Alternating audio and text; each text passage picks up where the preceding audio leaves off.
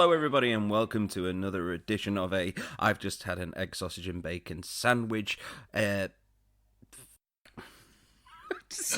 egg, sausage, and bacon. Yes, Nice. I had such a good intro for that. Hold on. Hello, everyone, and welcome to another I've just had an egg, bacon, and sausage sandwich episode of Poddywood, the show where we talk about movies with the people that make movies. I am one of your co-hosts, Steve Hester, and with me, as always, is... I thought that you were just going to give it another take, but that would be me, Andrew Roger Carson. Nice to see you all. You are a son of a bitch, you know that, don't you? I know. Are you at least I'm editing all time? this. Yes, I have pressed record. Oh, keep it in. Keep it in. Yeah, all right. Well, yes, everybody. That's what your mother said.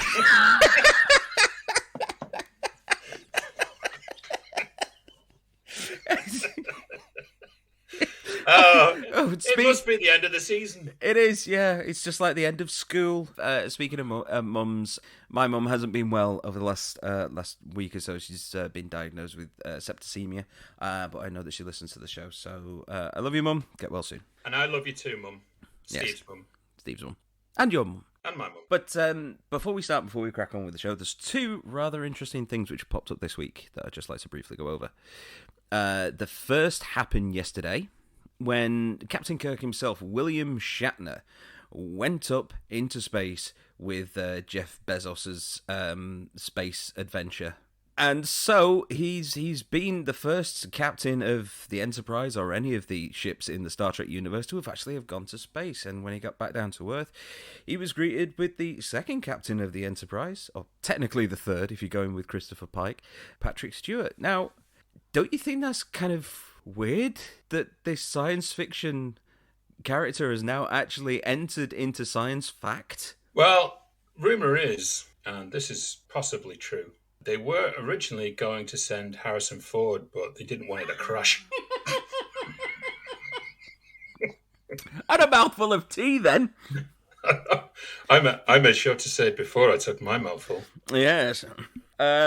So, yeah, I found that particularly interesting. But secondly, I found definitely more interesting is on Tuesday, a guy called Jamie Costa released a short video that he made of what could effectively be test footage from a film, a documentary about the life of Robin Williams. Now, it isn't being made as a film. This was, for want of a better word, this was a fan project with Costa himself playing the part of Robin Williams on the set of Mork and Mindy, and he gets told of the death of John Belushi. Now, his performance in this is eerily perfect. It goes beyond perfect. It goes to scarily like the man himself. And yes. There was moments I was actually watching it, because you sent it to me at the same time as someone else sent it to me as well. I watched it, and it was like, it's so eerie because he has got every single little tick and mannerism down, and it was really haunting to see. It's almost as if it's like a reverse deepfake, as if it's actual footage of Robin Williams that someone else has put their face onto. Do you get what I mean? Yes. So Yeah. I mean, obviously we've got no control over this, but this really does need to be made into a film, and if it does, then you've got your lead right there. I guarantee that guy's IMDb profile has spiked on the star meter. Oh, God, yeah. Shot through for sure. And I can guarantee you probably about 5 studios have contacted the Williams estate in interest of actually doing a biopic, because everyone responded to it very positively. And that, to studios, is money. Yes, and the studio's not going to turn down money. No, they will happily dig up the grave of any well-loved comedian to throw them on a screen. Yeah, not even a comedian, just anyone. Oh, you like this guy? Fine, get him on. Chris McCandless? Yeah, sure. Let's make a movie. General Tarkin? You've got it. That's all I had to say, really. Just one thing which I found amusing, and another thing that I found really deeply interesting. Always had a real soft spot for Robin Williams, and he's one of the few celebrity deaths that really got to me when he died. Oh, it got to everyone. Probably because of the situation around him dying as well, which was very, very sad. But yeah, very sad. You know, it's like him and Alan Rickman are the two most fresh deaths that still kind of rock people to this day. But we're not going to talk about those who are gone. We're going to talk about Gone Baby Gone, which was what's in the box from last week. All right, Gun Baby Gun. Yes, this got pulled out last week, as Andy just said. And I'm actually going to do something a little bit different right now. Because normally I launch into the description of the film, but because of the nature of this film, because it is kind of like a whodunit, I'm going to put a timestamp down in the description of this episode. So just if you want to just pause the podcast right now, check the description, and then if you don't want to hear anything about this movie, then just skip over this to that timestamp and then carry on listening to the rest of the show. But for anyone that wants to stand around, this is Ben Affleck's directorial debut, based on the book by Dennis Lehane. And it also starred our guest from last week, John Ashton, and I'm still not sure that there wasn't some foul play involved when this got pulled out, to be honest. Honestly, I swear down by everything that is me that it was the freakiest thing ever. I was still hope for Ghostbusters coming out every week. I could cheat. I could cheat and get the all-female Ghostbusters, but no, I am actually sticking to the rules. The only time we've done some chicaneries were in Letters of Iwo Jima, because naturally it went with Flags of Our Fathers, which was pulled out. Yeah, okay. And I've got to be honest, if you listen to that episode, which was a couple of weeks ago now, really enjoyed that. But the story is about a child called Amanda who is kidnapped from her rather shitty mother. Yes. Played by Amy Ryan. Casey Affleck and Michelle Monaghan. They're a pair of detectives who have been brought in by another member of the family to try and assist the police and the family in getting the child back. Now, you've got a really good cast in this. Like I said, you've got Casey Affleck, who I got to admit I'm not a massive fan of. Why? I just think he's laconic. I think he's a good actor, but I think his delivery's kind of a bit... You're saying he's monotone? Yeah. He is a bit. Yeah, okay, all right. I'll give that. There is a lot of performances where I've seen him a bit monotone, and then there's stuff like the assassination of Jesse James where he's giving it all. I mean, there's lots of moments in this where he does spike, and those are the bits which really, really hold your interest. But you've also got a great cast with you've got John Ashton, like we said. Of course. Hello, Legend. John. Hope you're listening again. Loved your coat in this, by the way. You've got Ed Harris rocking an absolutely awesome beard, And which buzzcut. really suited him. And of course, you've got the man that everyone tries to impersonate, Morgan Freeman. I knew that impression was going to come this week. Yes, you can narrate my life anytime you want. And the couple, then they go out and they investigate the disappearance, and there's all kinds of twists and turns, and it looks like the child has been accidentally killed when a deal goes south to swap over the child for some money that has been found, which was stolen from a drug lord. And then it turns out later on, spoiler alert yet again, that the cops and the family were involved in the kidnapping of this little girl. She then ends up with the now retired and disgraced chief, Morgan Freeman, living in the country. And it all comes to a head at the end, where Casey goes to the chief, and there's a real important moral quandary that goes on at the end. Yes, very. Is it right that this girl should be kept with someone who has kidnapped her, but could give her the best possible life with lots of love and attention and pretty much everything that she could possibly want? Or do you then send her back to her actual mother, who is going to be unattentive, unloving, possibly abusive, and then could lead this child into a similar life to her? And I've got to be honest, when that bit actually happened, I was watching it with my girlfriend Amanda, and at the end of it, when the actual decision was made, she was sat in bed just repeating, "He's a dick. He's a dick," just over and over again, because he does send the child back to the mother. And that's actually a good question, because what would you do in that situation? I love a movie that actually leaves you with it. I love movies that challenge you like this. And the end of this movie, you're left with Casey Affleck. Basically, the mother just leaves her daughter again, and Casey Affleck just stays there with her. And there's that really telling scene where he asks, what the doll's name is. The mother doesn't know her daughter's favorite doll's name earlier in the movie, which is a very telling sign.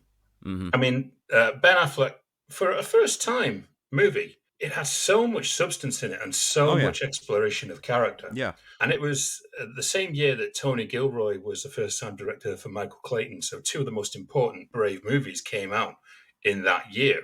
I think Ben Affleck lost out on the first time director nod that actually went to Tony Gilroy to a lot of award ceremonies.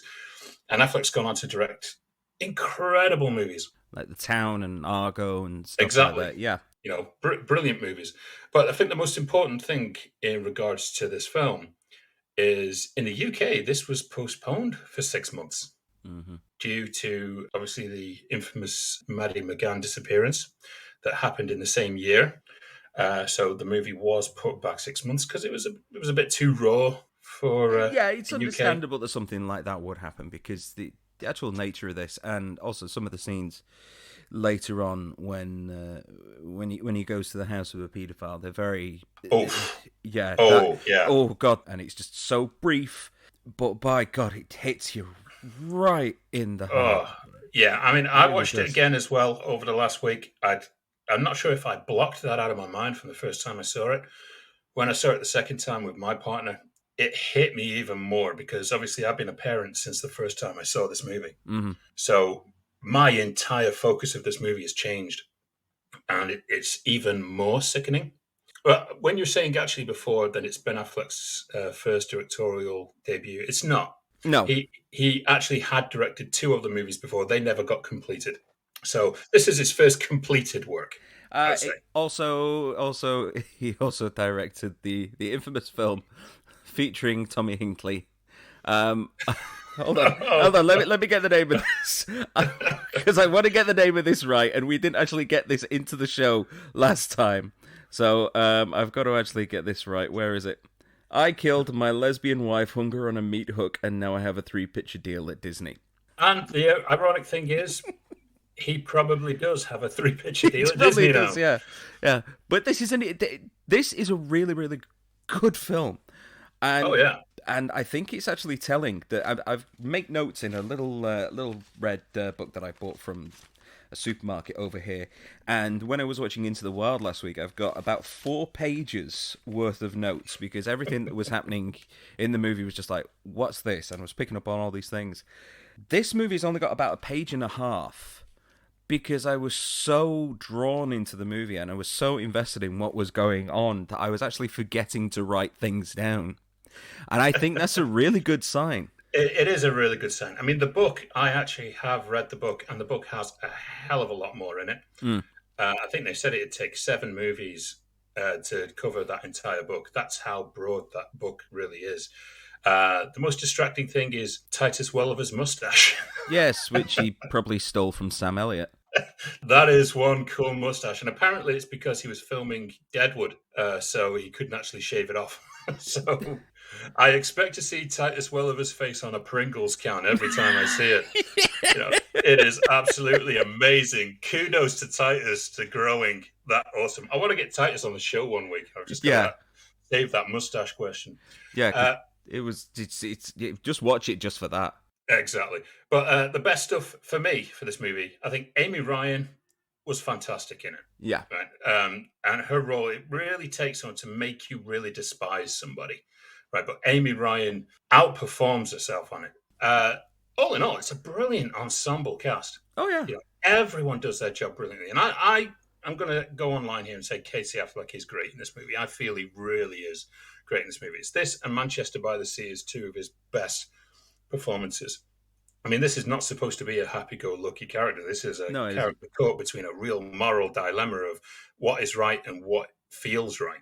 And he needs to be that person to really balance the audience, and to really create that drama. Do you think that his character wouldn't have had the same kind of quandary at the end if he hadn't have shot the paedophile? That's a good question. Because you could see how he was agonizing over, did I do the right thing by killing this monster? And I kind of get the feeling that if he hadn't have done that, then he probably would have been more lenient towards the chief at the end, keeping hold of Amanda. Wow.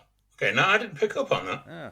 But That's one thing that I picked up, and the other thing that I picked up is there's a woman who's right at the very beginning of the film and right at the very end of the film. She's got like a little pink crop top on with a stomach out. She's got like a little tattoo on her belly, and for me, that was just there symbolizing that this circle is going on, and whatever's going to be happening with the mum is going to be happening with the kid, and it's just going to be passed on, and everything's just going to go horrible. Wow. Well, that is a review of Gone Baby Gone. There's a lot to think of there. If you haven't seen it, hopefully you've not listened to the spoilers and you can actually go and see it because it is worth seeing. Yes, it is, most definitely. You know, this movie came out in 2007, which means it is now 15 years old. Wow. Yeah, that's one hell of an anniversary. There we go. Every week you say that song is getting too slow. There you go. That's all you're getting this week. Oh, it's brilliant. Oh, my God. I honestly thought that was just a screw up. No. Oh, thank God. We've got so much story we can cram in now.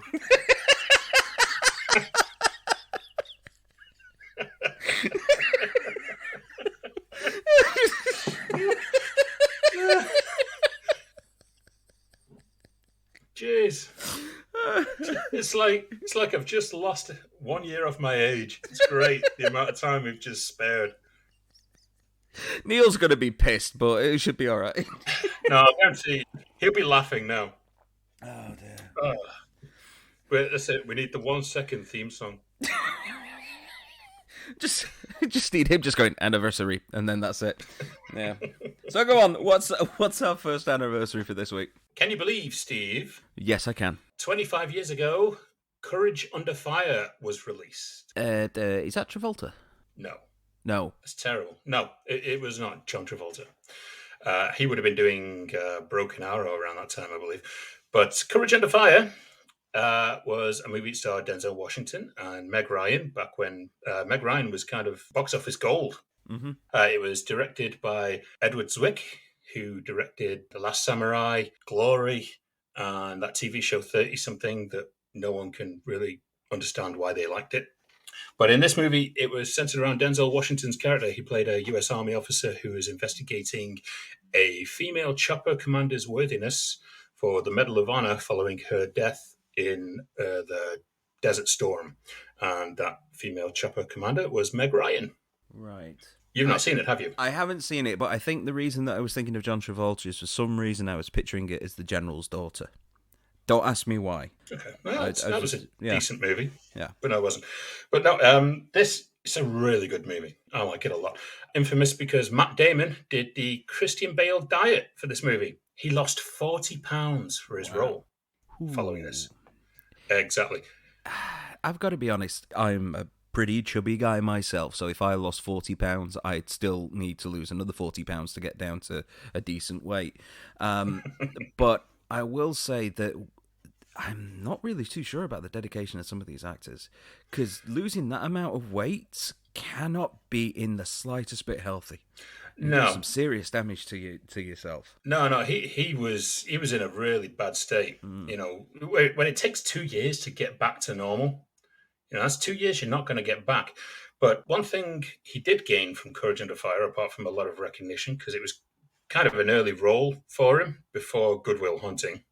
This role led to him being cast as Private Ryan in Saving Private Ryan. Because apparently Steven Spielberg had seen him and said, I thought you were fantastic in the movie, but I thought you were too skinny. I was contemplating you for this role. And he's like, no, that's not how skinny I am. This is what I look like now. And he got cast from it. So, wow. Yes, as rumor goes. Obviously, Denzel, this was box office Denzel, leading man. He brought the director, Edward Zwick, to the project following their collaboration on Glory, which was an Oscar-winning collaboration as well. The best thing to say about Courage Under Fire, apart from it being an absolutely amazing film, it is basically Akira Kurosawa's Rashomon. Right. So it's basically the death of Meg Ryan is told from all different angles by these different stories, and each story is kind of different. You see, I love stuff like that. I love an unreliable narrator. Yes, I mean, you will love this movie. And funnily enough, I was watching it again because I watch all this stuff for the anniversaries leading up to it to see if I actually still feel the same way, which leads to some bad nights, I tell you. But I was watching Courage Under Fire, and I noticed in one scene, in the background, there's a picture of the Watts Towers, which was used for the ending in Ricochet. Release the Mulcahy cut. We're getting it in. We're getting it in as much as we can. We're on your side, Russell. We are. We will see it one day, and we're going to do a review of it when it does. The best stuff from this movie, Denzel is fantastic in it. Meg Ryan, not so, because the accent she uses is so southern thick that... Does it move kind of into the realm of pastiche? In a way, yeah. Yeah, there's something about it that just doesn't gel. Right. Okay. And, you know, she does a really commendable job, but for some reason, it's kind of a separation. But you have a fantastic turn from Lou Diamond Phillips in this movie. He is absolutely amazing in this movie. And there's a great support in Regina Taylor as well. She's amazing in it also. And the music from this movie is really addictive. I found myself humming it. And that's how you know when a score is really good, if you cannot stop humming this thing. And I'm not going to hum it here. But Courage Under Fire is 25 years old. This week is worth tracking down if you have not seen it. Yes, that is a glowing review there from Andy, if ever I heard one. So, yes. What is next? Well, this shit isn't getting a glowing review. Go on. Can you believe, Steve? I'm getting the feeling I'm going to have to. 20 years ago this week, American Pie 2 was released. Yeah, these films do not age well. That's all I'm going to say. No, they don't. It is a completely different world to what we're kind of used to.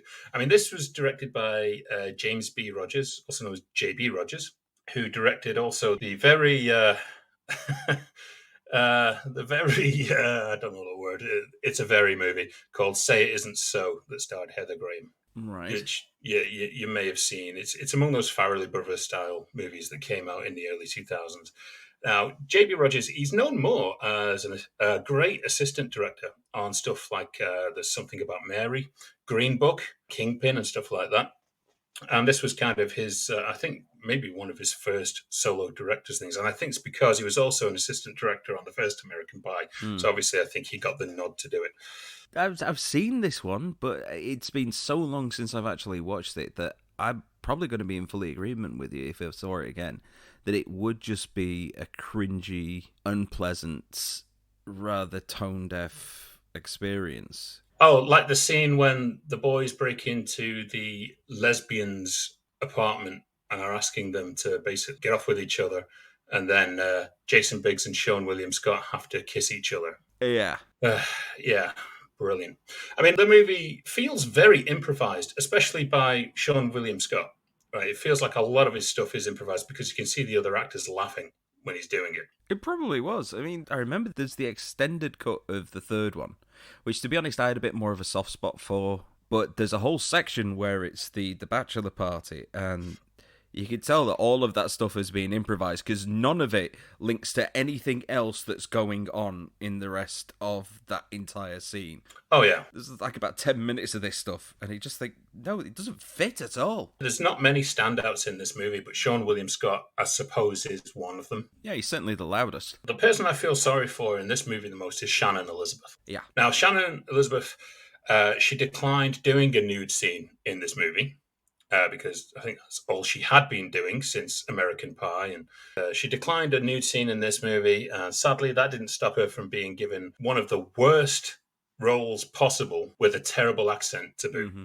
Shannon's actually so talented, and I think she's just a really nice person. But this was just terrible. And, you know, she's hilarious in other stuff like Scary Movie. Yeah, and Jay and Silent Bob Strike Back as well. She was in Oh, yeah. Yeah. Along with her husband as well. Her husband usually ends up, I don't know if they're still married, I'm assuming that they're still married, but her husband used to show up in a lot of stuff as well, with the same movies with her. And in this, you get, I totally forgot about this, a totally random Casey Bloody Affleck playing Kevin's brother in it. Yes, of course, he does. Who tells him where the Book of Love is. Yeah, I'd completely forgotten about that. And it's like, you know what? Suddenly, Gone Baby Gone is a masterpiece. I If you take it watch him. all back, Casey. I really do. Yeah. I take everything back. But it's like the most random Casey Affleck just appearance in this movie. It's like, oh, Casey, thank God your career really did survive this one. Yeah. Pretty much all of this cast are now known as the American Pie kids for life, like the Meatballs kids. That is actually one thing that Jason Biggs steered into that skid in Jay and Silent Bob Strike Back. Yeah. He's just there going, "You're the pie fucker, right?" He's there dressed as Silent Bob for this movie, pulls his wig off and goes, You see? It's never like, oh, you were great in Loser or this, that, and the other. No, I'm always the guy that fucked the fucking pie. Yeah, and if it's not that, he's playing like the kind of best friend role, like the Ducky in Pretty in Pink, that kind of role. He's appeared as that kind of character in everything, like My Best Friend's Girl and everything.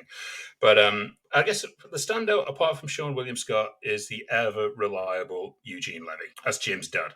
Yeah. I think he's been the staple of every American Pie movie, even those direct-to-video ones that were terrible.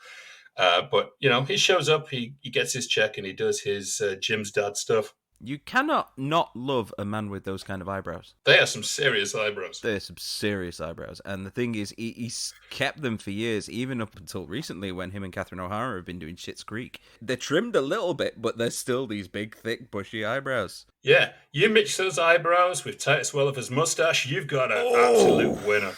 You will have the hair god.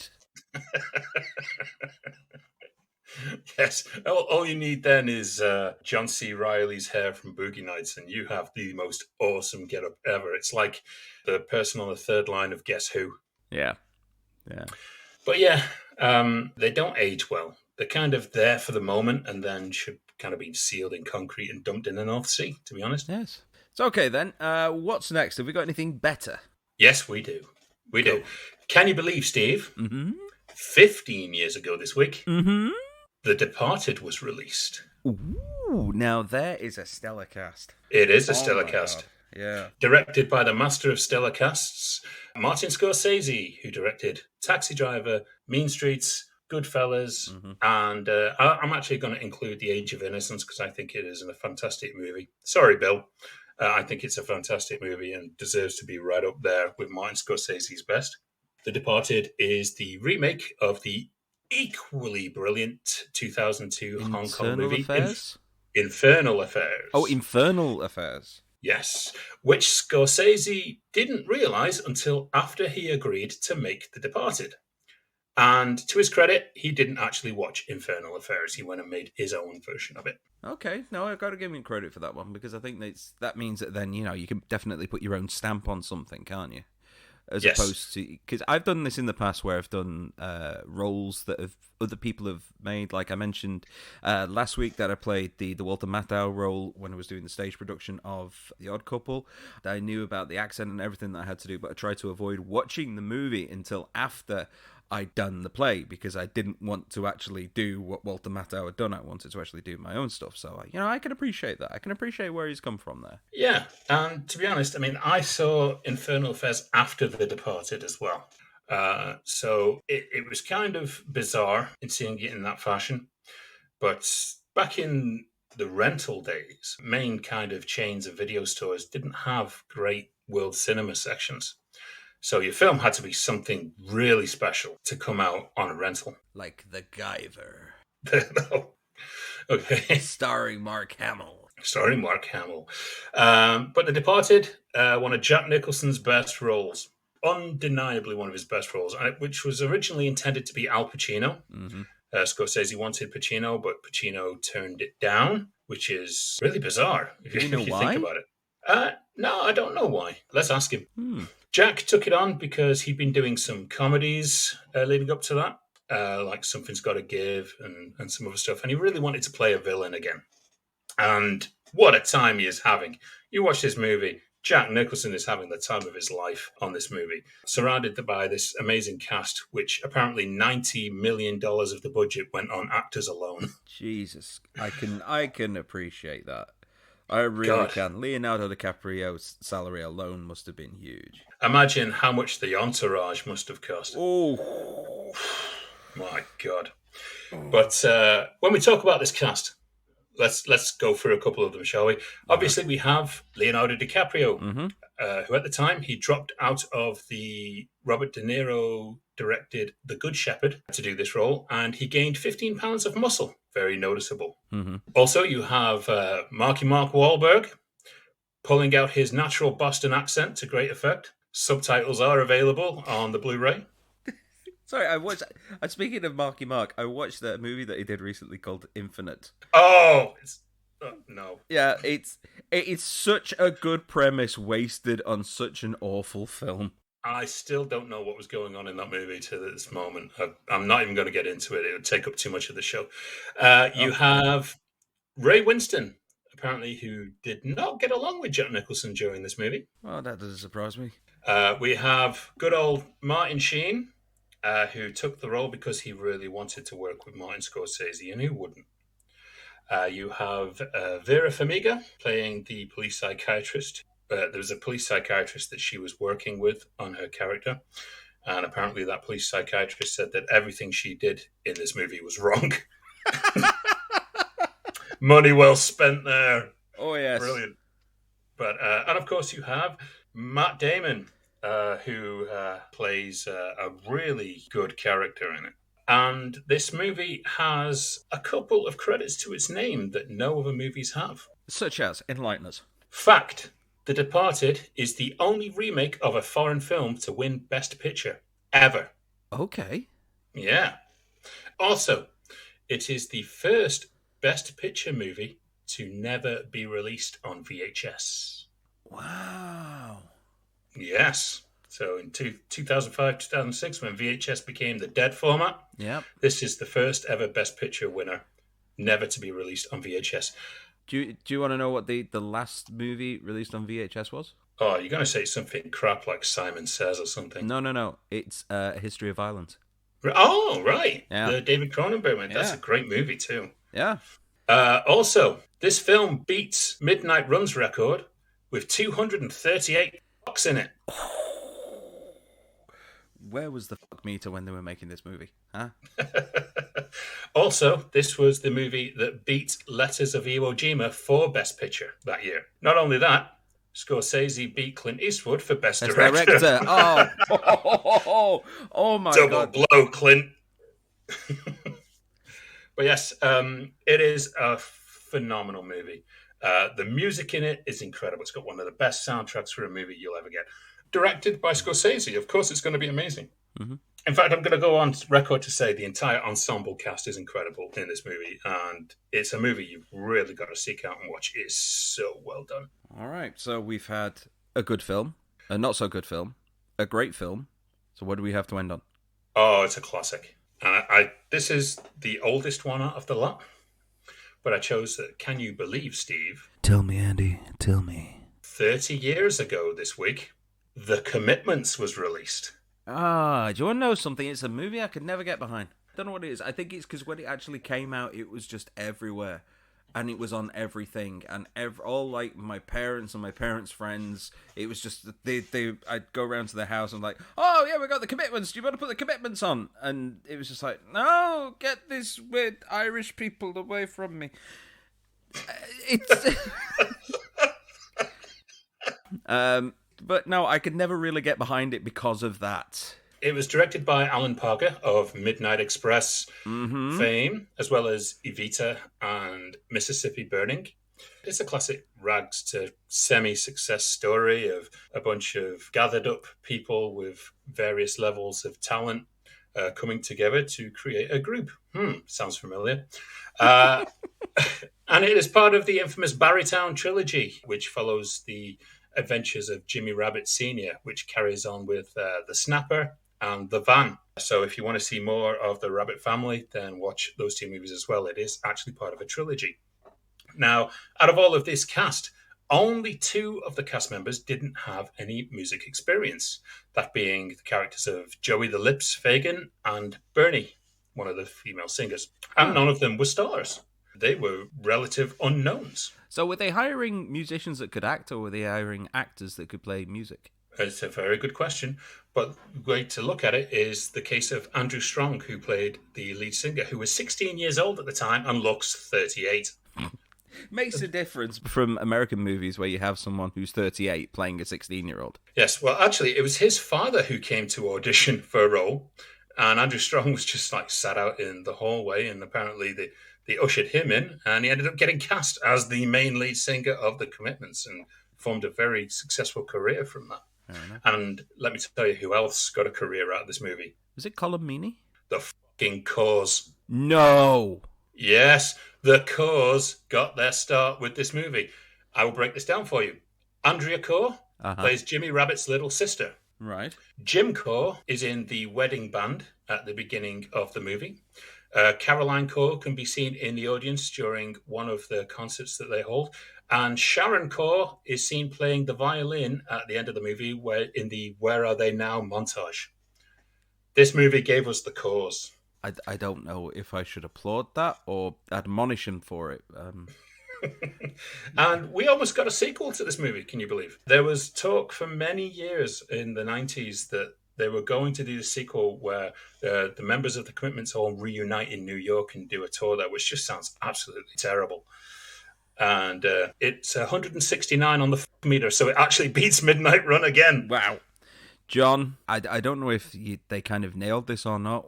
It's up to you to watch it and let us know. Yes. Tarantino loves this movie. Is it because they swear a lot?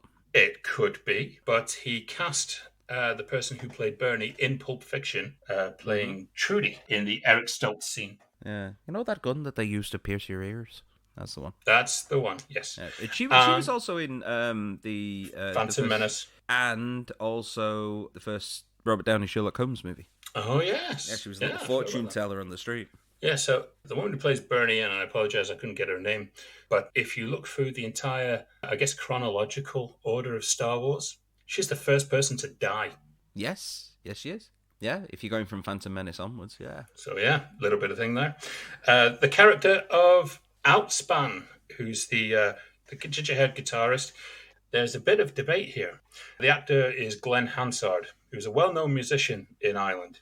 And he did this movie once, which Steven Spielberg once said he saw once, and it reinstilled his faith in movies. And it's an amazing little independent Irish movie. And he plays a character that it's very unclear whether it is actually the character Outspan from The Commitments. And when you watch the movie once, which is in the box, you will be able to determine that for yourself. It is left as a huge question mark. If it's not, then it's a huge coincidence. But yes, the best parts of The Commitments, it's the music, of course. It's got some of the greatest music in any movie, apart from The Departed, I guess. Yep. The editing is spot on, and the standout performance of the entire movie, obviously, is Andrew Strong, who plays the lead singer. All right, well, like you say, this is in the box, and I probably will enjoy this coming to it as an adult. I just need that kind of forcing to watch it because I've still got this kind of prejudice from when I was like about, I don't know, 5 or 6 or however old I was when the movie originally first came out. So stick it in the box. Let's see if we can pull it out one day. Okay, we will do that. It'll be in the box. Well, that is the anniversaries for this week. You know, there's a nice little selection of stuff there. If you've not seen them, go watch them. Mm-hmm. If you have seen them, maybe go watch them again. You know, they might get better with age. Or in American Pie 2's case, it might get a lot worse. Yes. Oh, dear. Yes. Well, listen, because this is the kind of end of the season episode, this is episode 25, we've done absolutely amazing to get this far, considering the problems we had from our first ever episode. Oh dear, we've had so many problems. We've had connection problems, sound issues. We've spent up to a good hour at one point trying to get guests actually connected and sounding like they weren't sat on the toilet. It's been a wild ride, and one thing that I would like to do and take this opportunity is I'd just like to thank, well, you guys really, each and every one of you who's listened to this, who's downloaded the podcast, who's passed it on to your friends. Just thank you for listening in, because it's you guys that keep us going. It's you guys that kind of drive us to put this out every week, and it's really nice to hear some of the feedback that we get and some of the compliments. So thank you very much. Thank you. Yeah, I mean, things have changed so dramatically for us both personally since we first started. Mm-hmm. And the guests that we have on have been absolutely amazing. They all are dying to come back on. The only person we've had back on is Bill as a recurring guest, and that'll be Bill. We love Bill, and we've got him coming back for season 2 as always. We've just had a hell of a ride, and personally for me, I know it involved me bringing a lot of my friends from Hollywood on, and they've been so supportive, and we're so thankful of it. A huge thank you especially has to go to our music man, Neil. Yes. Who has really just elevated this show by doing the music.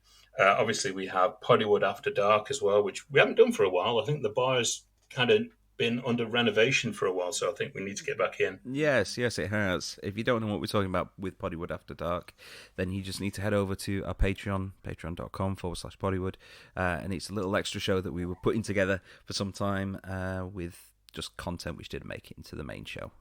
Yeah, and to be honest, the only reason why we haven't, apart from the fact that the barman Tom has got done for using his multiple names to sign on, so they took his bar away from him. Yeah. But he's opened a new one, and we are going to get back into it soon. Yeah. We haven't had a chance because we've really been bogged down with so much stuff. Having a movie kind of kicking off. We've been chasing to get the best possible guests we can get. Mm-hmm. Steve has been editing like a demon in delivering the show on a weekly basis, which I can't commend you enough, Steve. You've done an absolutely amazing job week on week, because to be honest, we sound shockingly shit in real life.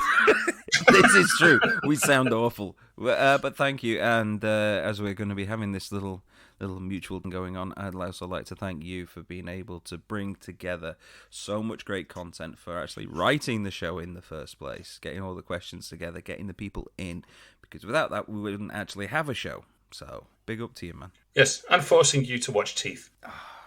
You know what? No, Teeth wasn't the worst one that I saw. I'm actually kind of debating as to what the worst movie that I've actually seen so far was. I don't know. I mean, there's been some you've been really moaning about. Yeah, Casualties of War might be among the worst, I think. Well, it's a brilliant film. It's shocking for you. It's a harrowing film, But then again, last week we had Into the Wild, which I was just like screaming at the telly throughout most of it.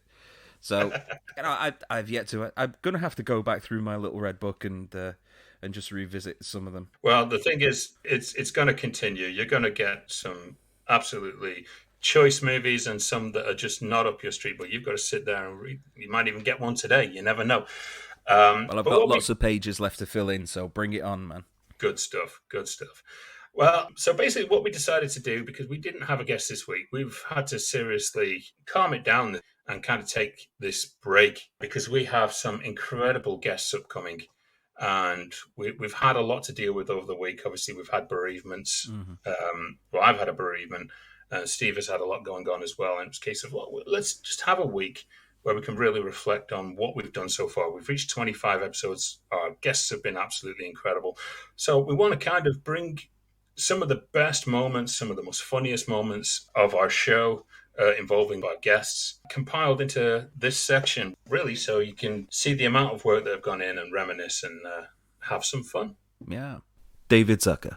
You've famously kept a tight rein on the scripts and the jokes, and apparently there isn't much improv in there, but there are a few, such as the slapping scene in Airplane. Lee Bryant, and apparently she said to keep it going. Is that right? Right. I think they were originally just shaking her, and she said, "You should slap me." And I don't know if that was in the original. If it was in 0 Hour, we may have done it, because, Airplane is based on 0 Hour, 1957. Black and white movie, which has the same plot.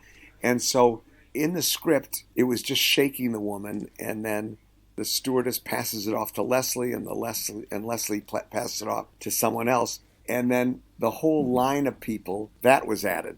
I think Lee Bryant did add the slapping. She said, "Go ahead, you should slap me." She wanted to get slapped. So that was for some reason you could ask her shrink why she was. I do love the fact that Leslie gets an extra one in just as he's leaving. Yeah, I know. I love that. That is that's where the comedy goes into Jim Abrams and I always say that's essence. Yeah. Occasionally the movie will go into It's the hyperspace of comedy. I love that. And I don't remember if that came from, if Leslie just did that or if we directed him to do that. But that was not in the script. No, it is just a little touch of genius. It still gets me every single time. Yeah. Just that second slap. That second slap, yeah, it's great. I love it. It's one of my favorites. Yeah, the other one I love is when Leslie, he says, "What the hell's going on up there?" And it's got the feet in the stirrups, and he's holding a speculum. And why he's giving this woman a pelvic, we don't explain. Bill Daly. There's plenty of stories out there that get the internet talking, whether it be the expectation that Harry was going to have a nude scene, and get his wand out for the girls. But one of the biggest one out there is the huge blaze, apparently, that wrecked the Hogwarts set that firefighters took 40 minutes to put out. And to kind of draw a line under this kind of myth, what's the real story behind the fire? How much is it exaggerated? Just in general, I don't know how much of it is true and how much of it is false. There was a fire.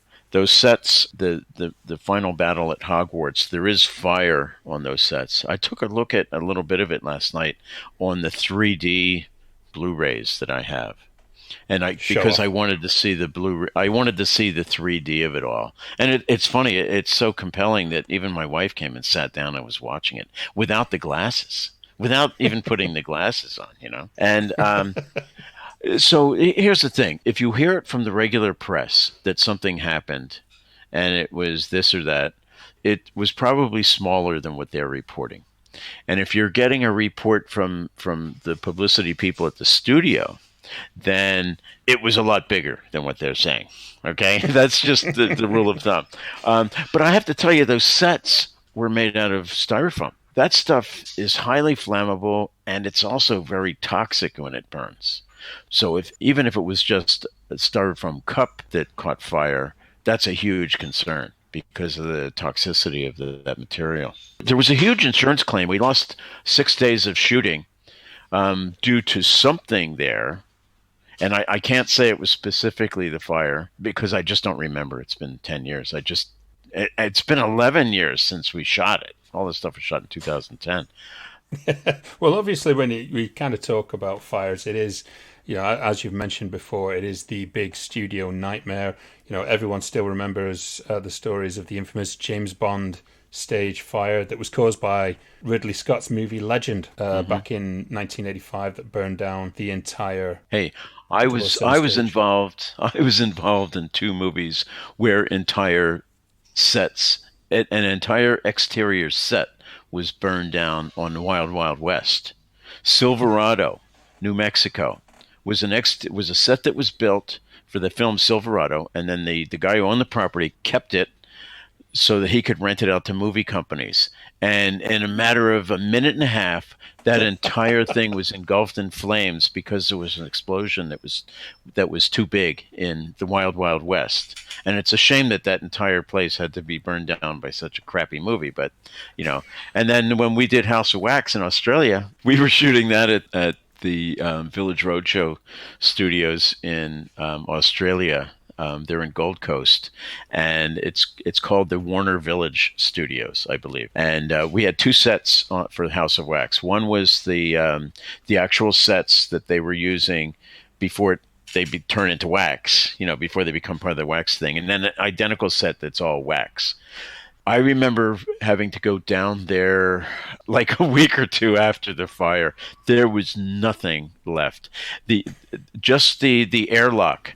The little airlock door that goes into the stage, that was the only thing that was left. I mean, the walls and everything on that stage were completely down. It was scorched earth. That took less than 3.5 minutes, I think, to fully engulf the stage. I remember having lunch with the producer, Herb Gaines, when I was there, and somebody had it on video. But it wasn't the kind of video we can get with our iPhones now. This was crappy phone video from the old crappy phones that we used to have. And I watched it. He played it for me. We were sitting at lunch. He gave me his phone, and I watched that entire set burn down. Honest to God. I mean, it's not funny, but it kind of is, You can laugh about it now. Fire is the biggest threat to movie making. Tommy Hinckley. Well, naturally, this all kind of leads in 1990. It leads to Emilio Estevez's cult movie, Men at Work. I've never met a person who does not love this movie. It is a guilty pleasure at its finest. Yeah. And as I mentioned before, you played the role of bicycle cop Jeff, a new partner to sadistic bully Mike, who was played by John Putch. These two characters were just the perfect counterparts towards Charlie and Emilio's characters. Was this an audition job? Yes, it was an audition job. And John Putch, it was funny that he got the other role as well, because we were friends already, and we played basketball at the Hollywood Y, which is where I made a lot of my friends. And John Putch, he was Gene Stapleton's son, from All in the Family. Oh yeah, Archie Bunker. That was fun because we were shooting the first scene, and I went to Emilio and we're rehearsing it. And I had a line or two, in every scene. They were predominantly John Putch was kind of like more of the lead cop, and I just always had a line or two in the scene, in all the scenes as well. And I just went and I just was thinking about it, and I said to Emilio and John, I said, you know what? What if my character just never said anything? What if my character just really had it in for the boys? I mean, like he was just, it was his life was to get these guys. And if he could, he would just physically just put them in the dirt. And what if he was just always just like in Charlie's face, just staring him down? And Emilio goes, wait, you want to give up your lines? You want to give up your, I've never heard an actor say he wants to give up his lines to no lines. I go, I know it's, but I just think it'd be more powerful. I think it'd be more interesting if that was Jeff, if he was just always, there. And he goes, okay, let's do it. And John goes, yeah, that would actually be funny. And so that's how that part of it came about. But we had so much fun, like, doing the slides, skidding into the stop. That was all us, using the hand signals when they turned a bike. That was all us. And he was just, that was the thing about Emilio was, he carries himself so well, and his self-esteem is so, like, for example, we were getting ready to shoot a scene, and we were on a little bit of a break. And then Emilio walked up to us and he said, hey guys, I wrote this, of course, but I have this scene coming up that we're going to shoot later, and I wrote it and it's funny, but I'm having a hard time making it funny in rehearsals. Can you guys help me out? And we're like, yeah, of course. And so we, read the scene with him and we helped him, make it funny. And he's like, oh my God, that's great. Of course. Okay. Thank you guys. But that's his confidence. Yeah. He doesn't need to prove anything to anybody. And he was just such a pleasure really to work with. So was the chemistry there with John Putch right from the beginning? Yeah, absolutely. Because we played basketball together. We were already friends.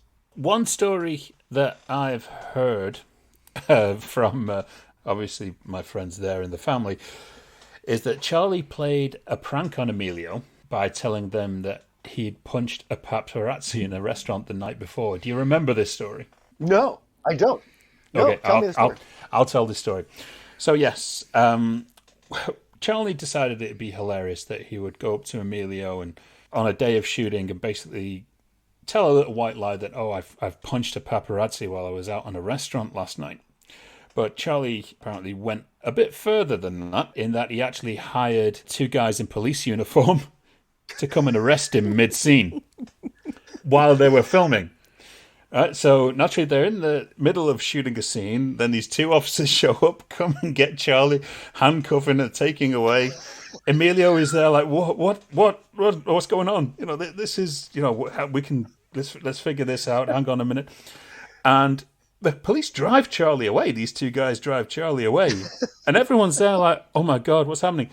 And the only reason they knew it was a joke, because then Charlie came back with the two officers laughing his head off. But they actually had him fooled for the entire time. And Emilio really believed his brother was getting arrested. Oh my God. That is genius. That is a genius prank. Wow. Yeah, I always wondered if you'd heard about that. Yeah, no, I haven't. I'm actually surprised I haven't heard that. That's a great story. Ralph Brown. Well, dozens of TV and movie roles later, you finally get something in common with our Steve here when you appear as Status Quo's roadie Barney on Coronation Street. Hey! I remember this well. Blew my mind when I saw it just in passing the screen as my parents were watching it. I was like, that's Status Quo? Is that Ralph Brown? So, I mean, how did this kind of come about? Well, that was one of the few straight offers. It was just one of those beautiful things where they were like, I mean, I was in a little rock band at school when I was a teenager, and we did 3 Status Quo songs. To work with Status Quo was just outstanding. And on that show as well. And I just thought, I have to do Danny again. He has to be wheeled out for possibly the last time. But, you know, I've kept my powder dry with that character. I haven't done it very often. But that was an honour to do that show, and so worthy of Danny, of that. And yeah, they just said, do you want to do it? And they sent me it, and I was like, yeah. So turned up, the first scene was, and I think I might have worn some of my own clothes, and they were happy with that. And I think I had long hair I had extensions in my hair from doing 99 with Julia Davis down in Somerset somewhere, no, Cornwall. And so I drove up to Manchester and kept the extensions in, so everything worked, you know, for Danny to be revived. And first thing I had to do was get a round of drinks in the Rover's Return for the Quo, and Bill Tarmy is sitting there, as he always is. He's kind of carved out of nicotine and red leather at the edge of the bar there, you know, because he was Bill Tarmy. Was an extra for 15 years before he even said a word, you know, and then he became a character, and then he became a legend, extraordinary man, Jack Dawes. Yeah. So I'm doing this thing, and he has to say to me, "Excuse me, lad, those fellas over there look very familiar," and I have to go, "That's Status Quo, man," and he's like, "You are?" I have to go, you know, rocking all over the world, and that was the kind of dialogue. Take the drinks back to the boys, sit down, and then they would go cut, and Ricky Parfitt would light up a Benson Hedges, and so would I, and you know, Bill's got still sitting at the bar, and he's got a fag permanently inside his hand, you know, like a roll up, and AD comes, guys, sorry guys, you can't smoke on the set here. I said, well, Bill's smoking. He's like, yeah, that's Bill. I was like, okay. So me and Ricky went outside for a fag, and then come back and keep going and move around. Camera goes to a different angle. Same thing. Still doing the same scene. Ooh, those lads look familiar. Ooh, those lads. And he goes to me, Ralph, your name's Ralph, isn't it? I said, yes, it is. He goes, you're doing very well, Ralph. I've had top actors. I've had top A-list actors stand at this bar, and you know what? Their knees have gone. What a ledge. What a ledge. So I stood at the bar of the Rover's Return with Bill Tarmy, a.k.a. Jack Dodsworth, and my knees did not go. And that's probably the pinnacle of my entire acting career. I had something similar with it, because I did Coronation Street twice as a delivery guy, both times. And the second time I was working with Beverly Callard, who plays Liz McDonald, and we were coming from makeup to the set, and this is at the new building that's in the Keys as opposed to the older one that was down in the centre of Manchester. And we're walking over to the set, and she's going, "Are you nervous?" I was like, "No, I'm all right, actually." "Oh, because we've had loads of people come through here. We had Ian McKellen on. He was really nervous." So she said that. I thought, well, I wasn't nervous, but I am now. Thank you very much. Yeah. They all live on Ian McKellen down there. It's like, and he was apparently nervous, I think. Yeah. That's why. And I think, you know, maybe Ian's knees went. Maybe. What do you think? Elizabeth J. Carlyle. Well, we met at the infamous Blue Elephant Cafe. Yes, beautifully designed, but the worst tea an Englishman will ever experience in his life. You were so polite about it. You know, we're meeting for the first. So this is one of those times when you actually meet someone on social media and you meet up with them. There's no axe murdering going on. It's just a really lovely, friendly interaction. Meeting for the first time, and he you know, Andrew orders tea, And he didn't even show it on his face how disgusted he was by it. It was so impressive. Yeah, it was horrible.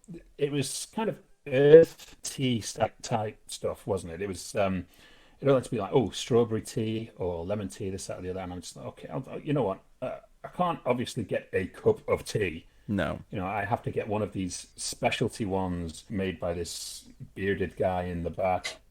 You know, who's hasn't had a pupil in his eyeball since the 60s. And they bring out, me and Elizabeth are sitting at this table when we're talking, they bring their drinks out to us. And mine is this red tea that looks like Ribena in a jar. The hell is that? In a jar that you keep marmalade in. And I'm like, is this, are they going to put a candle in it or something? What's going on? I was like, no, this is your drink. I took one sip out of it, and I'm listening to Elizabeth. She's talking to me. I take one sip out of it, and I'm like, oh my God, this is the worst thing. And if I show disgust in my face right now, she's going to think I'm reacting to what she's saying. And for the entire hour and a half, I think we were in that coffee shop, this tea just stayed on this table and didn't go down at all. You know, didn't you go back and get a Coca-Cola? I think I did, yeah. I'm seriously dehydrating from the talking. So I was like, can I just get a Coke? And please, God, tell me it is actually Coke and not just some black putty that you put in a thing. We make our own artisanal Coke from the finest ingredients. Yes. Oh, God. No, we Brits are very, very specific about the tea. And, you know, you can get away with PG tips or, you know, Thai food or something. It's fine. But we just want a cup of PG tips or Thai food. At the moment, you've got some weird elderberry concoction with lemongrass and... No, just give me something which will stain the inside of my mug. That's all I'm after. And we don't like bloody iced tea. You will never find anyone here in the UK who drinks iced tea. And if they are, they've been murdered a long time ago. Now that is not to bad mouth. We're not saying we dislike the Blue Elephant for anyone who frequents the Blue Elephant. It's a lovely place. It's a wonderful place. If you like pre-sweetened elderberry tea, then you know what? That's your go-to. It's the best place for something you're going to hate. That's all I'm going to say. There you go. But no, Blue Elephant is a wonderful place. I don't even know if it's opened again since the pandemic, because every time I look at it, it keeps saying closed. So, and it is a beautiful place. You know, it's you've got books and everything that you can just pull off these cabinets and read while you're trying to enjoy your tea. When you're choking down the elderberry. Yes. How was the coffee then? We didn't have coffee. You know, it was a very hot day. Was it the summertime or the late spring? It was. I think it was around June. So yeah. Oh yeah. It would have been. I remember it being a hot day. Yeah, because funny enough, I just saw the picture that we had taken together on that day, and you can see the look of disappointment on my face that I'd been waiting for this tea all day. And you're happy, smiling like, oh, this is great. We've had a really nice time, and I'm just there like, oh, if only that tea was nice. This would not have any bad memories whatsoever. John Ashton. So how did Beverly Hills Cop come around then? Well, like I was saying, that casting director called me in, and I said, okay, it was nice to meet you, and I just kind of forgot all about it. It was really nice of her, you know, and she was wonderful. And about 3 or 4 weeks later, I get a call and it said, they want to see you for Beverly Hills Cop. And I said, I thought there was nothing in that for me. So anyway, I go to the meeting, and the people are in the room, and they give me this one scene to read, which was the scene of me punching Eddie in the stomach, you know, and that one scene there. So anyway, I read the scene. It's a 1-page scene. I read it, and I forgot about it. And 3 or 4 weeks later, they called, and they said they want to see you for Beverly Hills Cop. And I said, I just did that, you know. So I said, but I'll go in again. So I go in, and they give me the same scene to read. And I think Stallone was connected to the movie at that time. So I read the scene again, the one scene, and they said, thank you. And I don't hear anything for 3 or 4 weeks again. And then I get another call that says they want to see you for Beverly. They want to see you for Beverly Hills Cop. And I went, what do you mean? So I said, okay. So I went in again, and now I think Eddie was involved. And so I read the same exact scene. So I had 2 more readings for that. And then finally, the 5th time or the 6th time they called, and they said they want to see you for Beverly Hills Cop. You got to be kidding me! So it was the final pairing meeting. So I go into the office, and there was a hallway full of actors, and we're all standing there, and they came out and they said, "Okay, you," and they were pairing people up, and it just so happened they paired Judge and I up, and they said, "Okay, you two read together," So I said, "Okay," so. Judge came over to me, and that's the first time we met. And he came over and he said, "Oh, what'd you think of the script?" And I said, "I don't know. I have no idea what this movie's about. I only read the one scene, and every time I went in, and I said, I have no idea what this movie's about." So he said, "You haven't read the script?" And I said, "No, they never gave me a script. They gave me one page." So Judge went, "Oh my God," and he like freaking out, And I said, "Yeah, don't worry about it. We'll just wing it, So he goes, "Okay," So we go into the office, and now, Marty and the producer. I mean, it's a room full of people, and we were reading with another a guy that was reading for the captain. It wasn't Ronnie Cox; it was somebody else. So we're doing this, and I'm just ad-libbing stuff. And finally, I look at the guy that's reading for the chief, or the lieutenant rather, and I said, "Can I talk to him for a minute?" And he kind of went, "Okay." So I looked at Judge, and I said, "Give us a minute, would you?" And Judge kind of went, "Oh, okay." And I looked at the captain, and I said, "Can I get a new partner? Because this guy's a real fucking pain in the ass."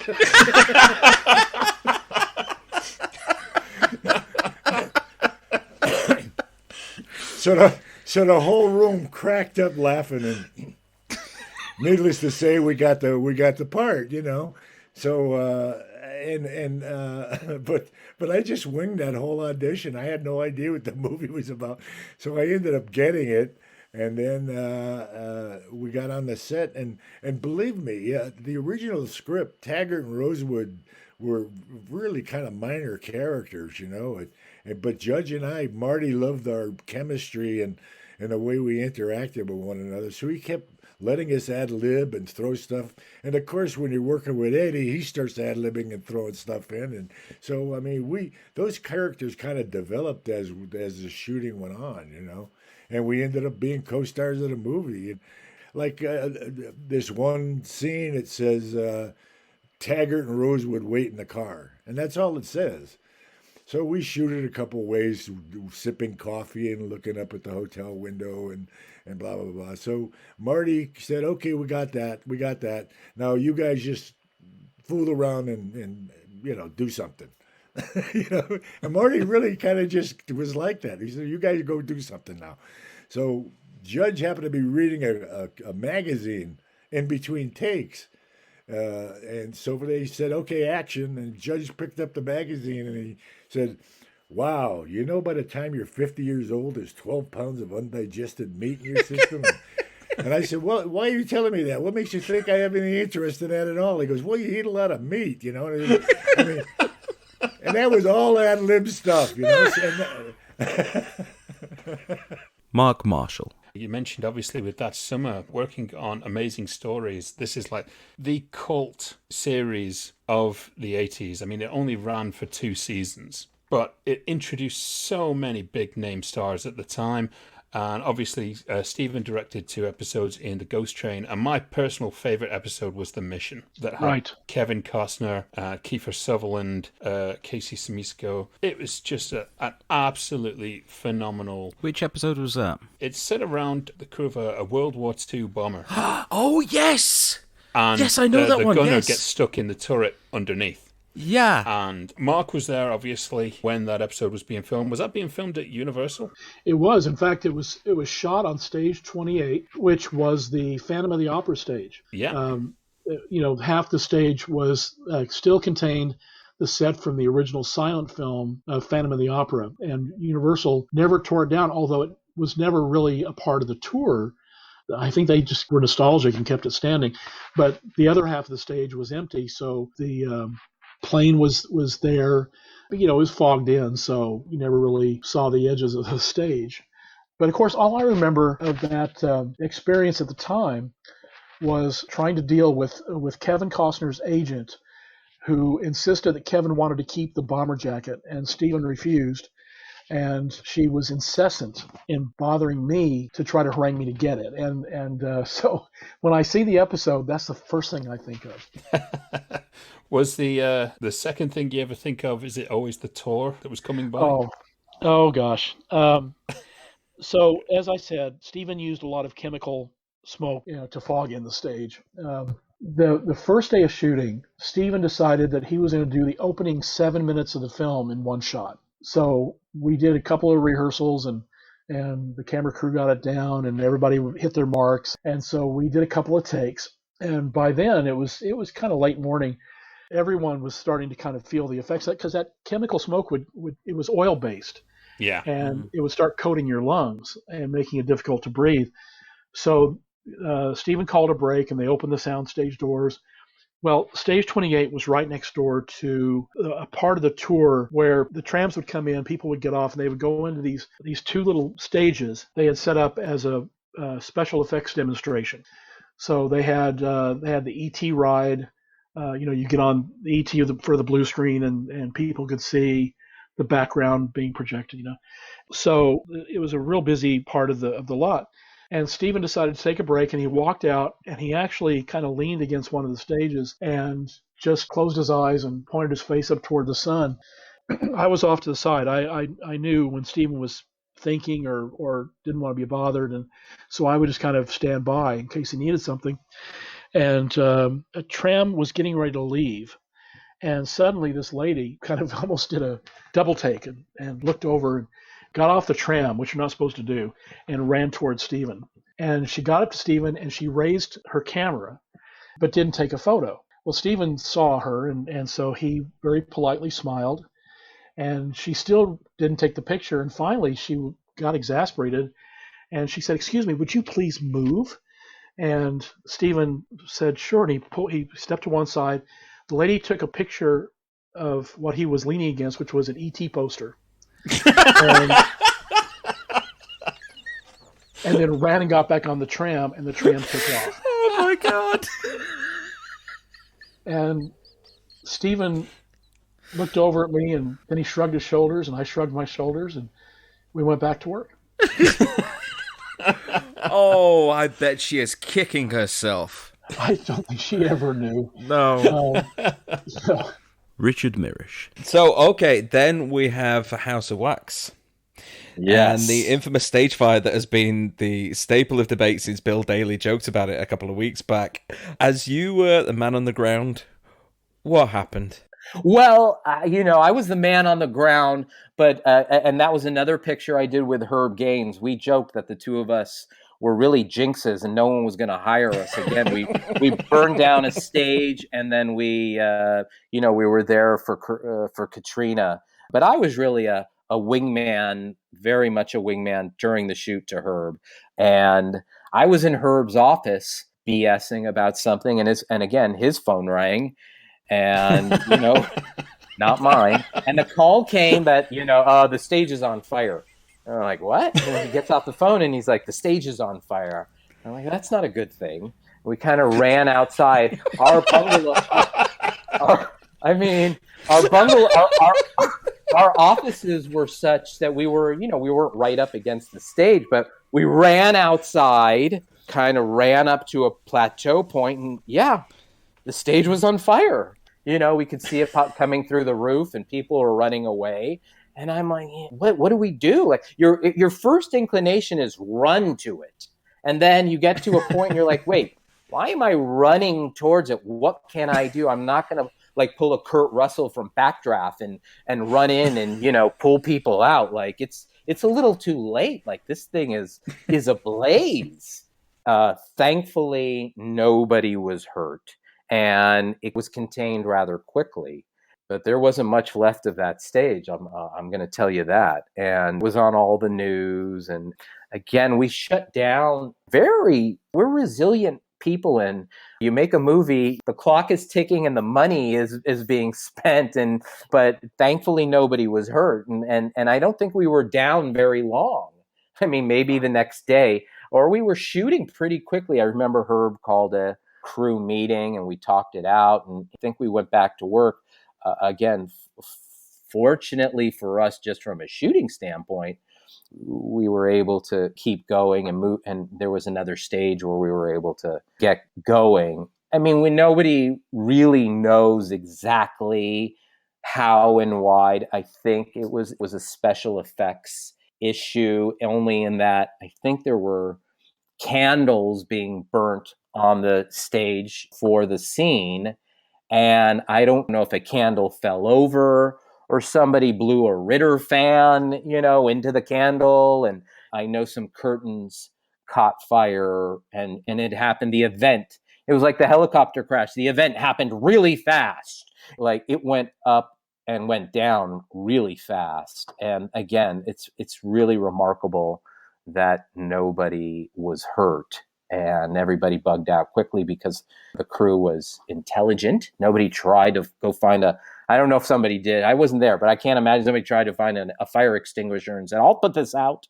But I mean, everybody got out, and look, Roadshow got a new stage out of it. Many years later, Lynn Benzie, was like, oh, we got a brand new state-of-the-art stage. So I was like, oh, great. Well, you know where we are if you need us again to come here and torch a set for you. I mean, out of the ashes came state-of-the-art equipment. So, but yeah, obviously a scary experience that you never want to happen. Fortunately, nobody was hurt. And I heard Bill say that maybe, first of all, Mr. Daly, if you're listening, I mean, I heard him intimate that I might have been smoking. I've never smoked in my life. Well, that I'll admit to. But I wasn't on set at the time, and it wasn't. I know it wasn't a cigarette or anything. And yes, somebody shot something on their phone camera, which I did see, but I do not have a copy of it. Phone cameras were pretty in the nascent days of quality, but yeah, you could see what was happening quickly. Somebody, I don't know, broke their phone out, and so we did see it, but. I wanted nothing to do with procuring that piece of footage, but it does exist. Somebody has it, I'm guessing, and as said, most importantly, nobody was hurt. Yes, it's kind of hanging around side by side with the full version of Ricochet. Those two pieces of footage. Now's the time to nominate 5. Nominate 5? Yes, nominate 5. Not 3 or 4 or 6 or 9. Now's the time to nominate 5. And here we are. We're back. Yes. Thank you to all those guests and everybody else that's taken part in the show over the last 25 weeks. You have all been awesome. Thank you so much. Yes. I guess we're going to do a Nominate 5 this week that has been nominated for us. Yes, it does. This is from Luke on Patreon, who's been one of our biggest Patreon supporters. Thank you very much. I'm doing a lot of thanking today, but thank you very much, Luke. Yeah, yes. This came from you. It was a Nominate 5 Nicolas Cage performances from sanest to insanest. Does he actually do sanest? Kind of. That's going to be the hard part. The easiest part is the batshit crazy Nick. Yeah, but then again, where do you draw the line on the batshit crazy Nick? Because you've got batshit crazy Nick kind of Hollywood style, and then you've got the direct-to-DVD one. So... Either way, it is a journey of insanity. And we're going to start at number 5 with you, Steve. I'll let you have number 5. If we're going to be having number 5 as the sanest, is that going to be it? Yeah. Yeah. Now, I haven't seen all of Nicolas Cage's films, so I know there is stuff out there like Leaving Las Vegas where he won Oscars for it and everything, but I haven't seen that, so I'm not going to comment on that one. What I am going to do is I am going to go for Con Air. You know what? I was hoping you were going to say that. That is his most laid back, sane performance. The movie is batshit crazy, but his actual performance in it is probably one of the most low-key in the whole thing. He's just got this long, laconic drawl, Why don't you put the bunny back in the box? That entire movie plays against every bit of logic you could Yes. ever think of. Like I say, it is out and out lunacy throughout the whole thing. And it's stupid what goes on in it. And to be honest, I don't really think it's that good of a film. It's a guilty pleasure movie more than anything else. But his performance in that, like you say, is very, very low key. It's very, very measured. You know, he's supposed to be this soldier, but he just like his anger briefly get the better of him, and he ends up going to jail, and then gets transported across the country along with Cyrus the Virus, played by John Malkovich, who does so much scene chewing in that movie. It is insane. This does look like a movie where people were just enjoying themselves way too much. Mm-hmm. But I do agree that this is very as close to catatonic as Nicolas Cage can get in a movie. Yeah, just very, very dry, very, very down the line. Okay, number 4 is going to be your choice, Andy. So what do you have? Okay, so shifting the radar into the slightly insane. Mm-hmm. And I say slightly insane. I'm actually going to go with Bad Lieutenant, Port of Call, New Orleans. Okay. Which you haven't seen. I haven't seen, no. So this is basically Nicolas Cage playing the bad lieutenant. He's the bad cop, partnered with Val Kilmer in the movie.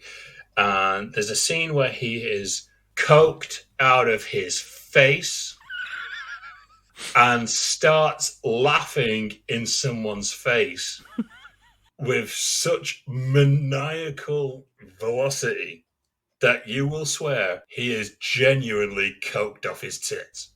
Well, he was a big fan of the method, so you never know. And you can find this scene online, and it is absolutely bananas. And for me, that's the point where it's, if you've never watched a Nicolas Cage movie where he's insane and are yet to discover it, this is kind of going to ease you in like a sledgehammer blow. Because it only gets worse, baby, from here on in. Yeah, you've kind of ruined it a little bit, because I was gonna go from here to The Rock, which was also going to be, but now you've kind of overskipped The Rock in terms of the craziness, and now I'm gonna have to pull something else out of the bag when it comes to the next one. Exactly. Bad Lieutenant, Port of Call, New Orleans, which is one long title for a movie, is a really good movie. And it's definitely in the box, so you will come across it at one point. Okay. It's, I guess, a spiritual sequel to Harvey Keitel's Bad Lieutenant. I was going to say, wasn't there already one from like the 80s or something? From the 90s, yeah. From the 90s. Which is also in what's in the box. But they're unrelated, completely unrelated apart from the title Bad Lieutenant.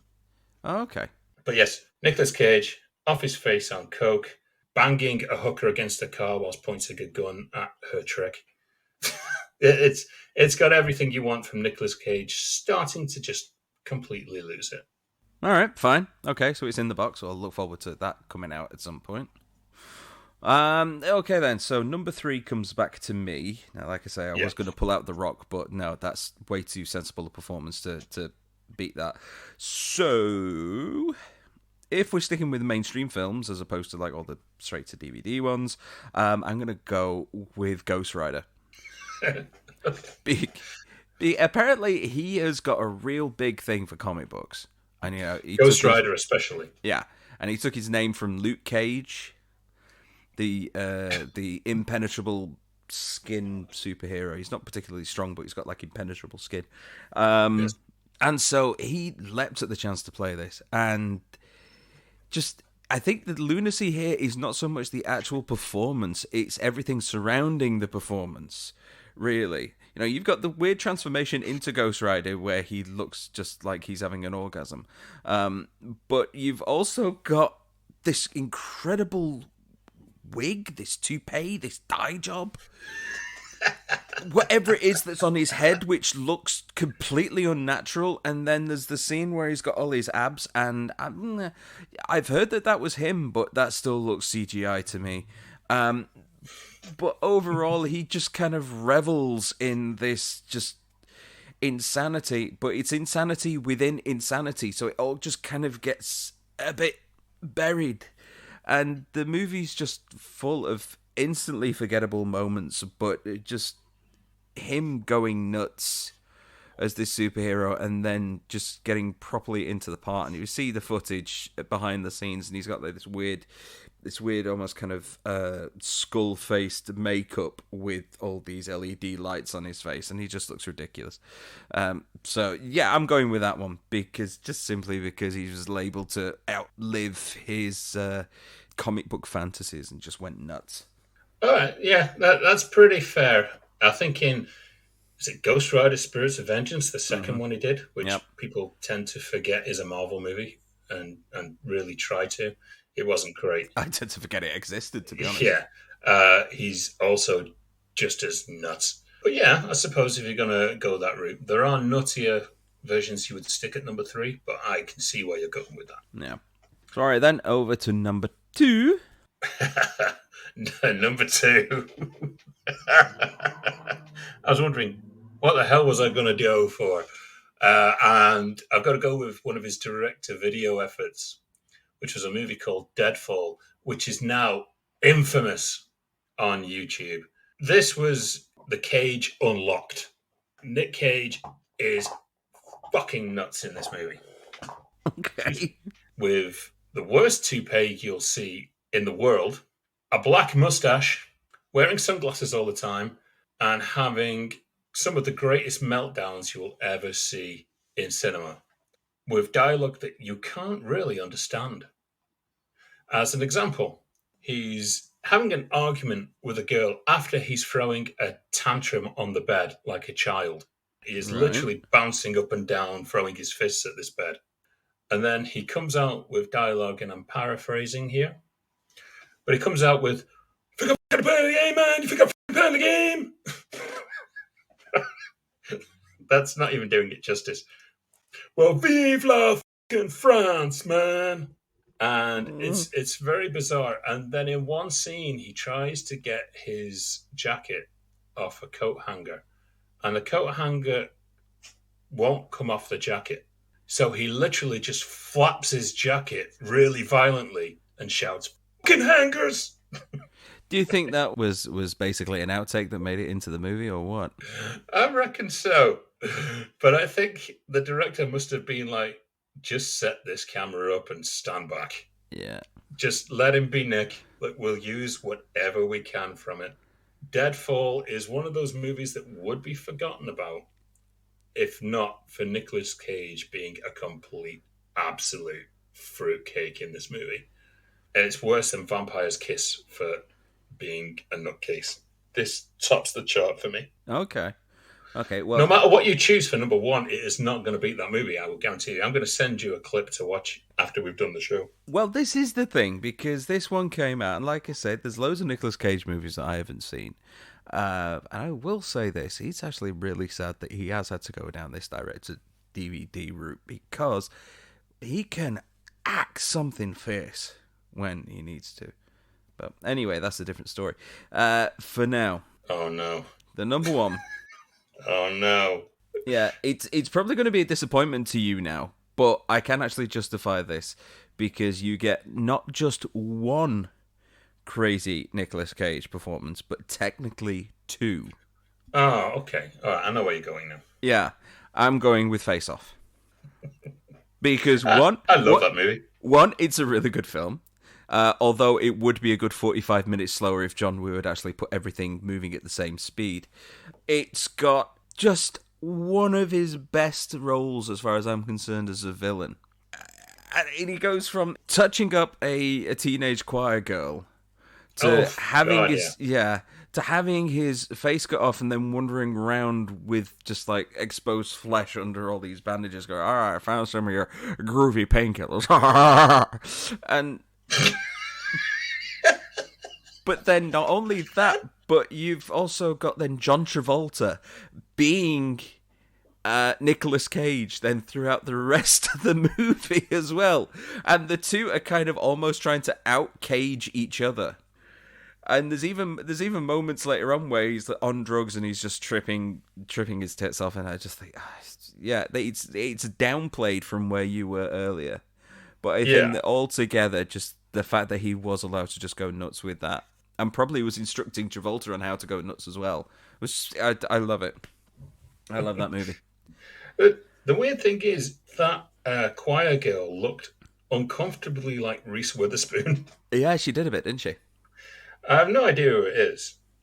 I'm going to have to Google choir girl.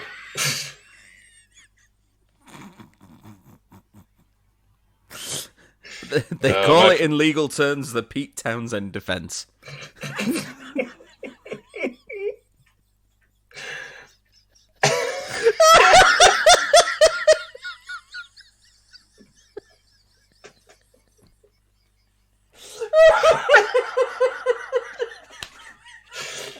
Oh my God. Oh my Lord. Oh, I'm wondering whether or not I should leave that one in.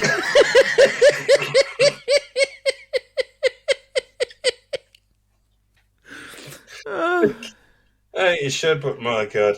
You know what? I was going to sign in and find out who it was, but just from that. Oh, no, I found out who it was. Oh, dear. Okay.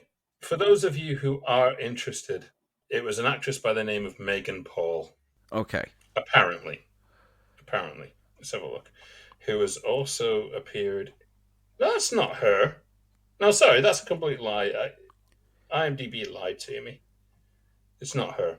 We don't know. We don't know who it is. Yes. But, if you're out there and you're listening to this and you know who the choir girl was that got rather uncomfortably interfered with by Nicolas Cage in Face Off, let us know. Yes.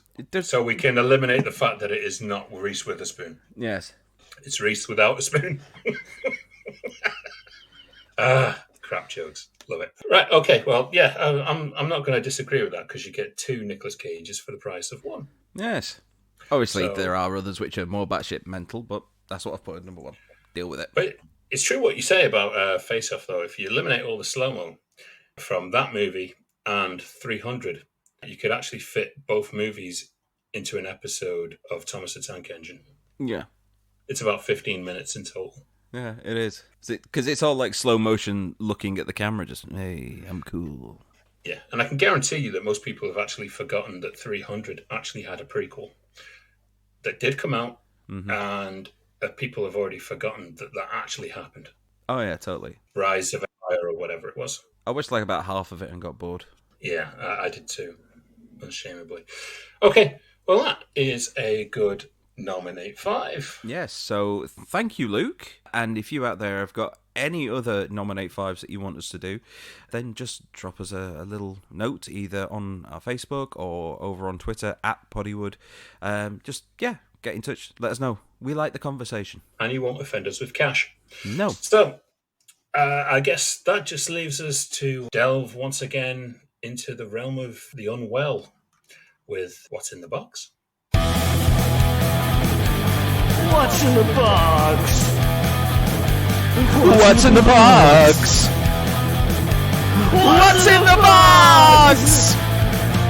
What's in the box? Your self-respect.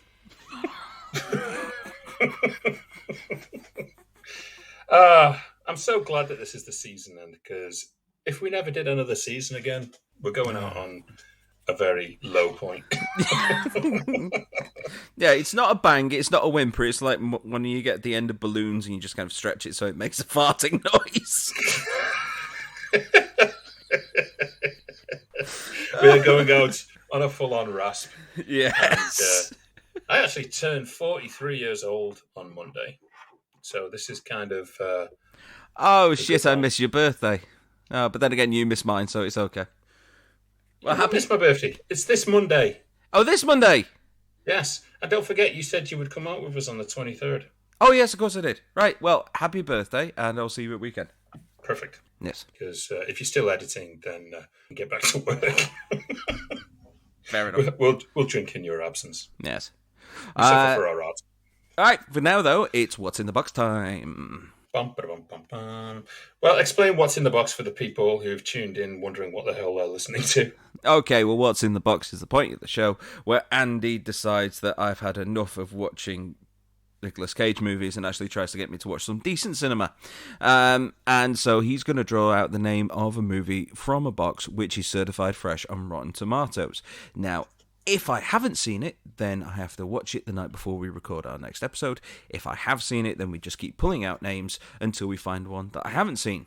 So, what do you have for us this week, Andrew? Well, while you were waxing lyrical about the rules of the game, I delved into the box. I'm kind of glad I did, because for once, we've actually got a different genre that you've never had before. Which is? We actually pulled out our first documentary.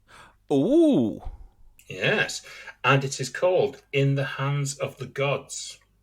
It's about these 5 young British freestyle footballers. And what they do is they journey across the Americas to Argentina, busking in the hope of meeting their hero, Diego Maradona. Right, so it's an actual true story documentary made by a documentarian, where the actual people are going out and actually doing the actual things. Yes. Actually. Okay, good. And it's good because you look at Into the Wild, they leave with no money and busk their way all the way to Argentina just to meet Diego Maradona. At which point he probably turns around and goes, you're English. Oh. Yeah. I know all about you and Jeremy Clarkson. Yes. It gives them a slippery tackle.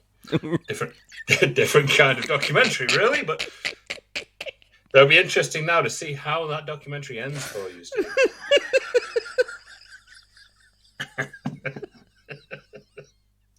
Oh, there's so much of this episode that I'm wondering if it goes in or not, but yeah. You know what? Our standards may have dropped for an end of season, but I think 24 episodes we've done pretty well. So I think we're allowed to kind of bust out and have a bit of fun. Yeah, well, that's more or less the end of the show. We hope that you've enjoyed it. We hope that you've enjoyed this first season. Don't worry, we are going to be back with more. We've got just so many amazing guests lined up that your head will explode at the very thought of it.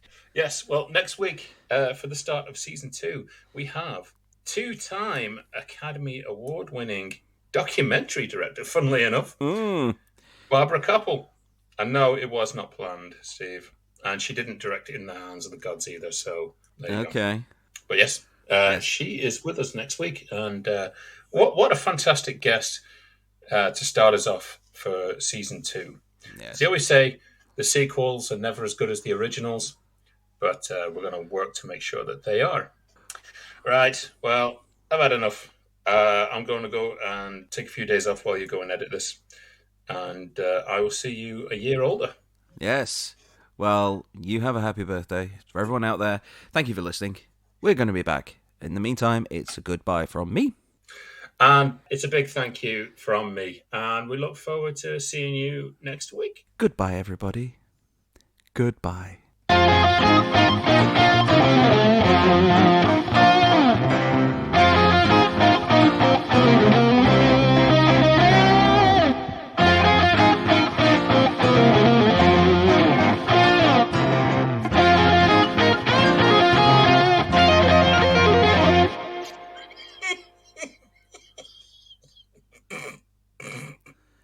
Oh, God, he's off. I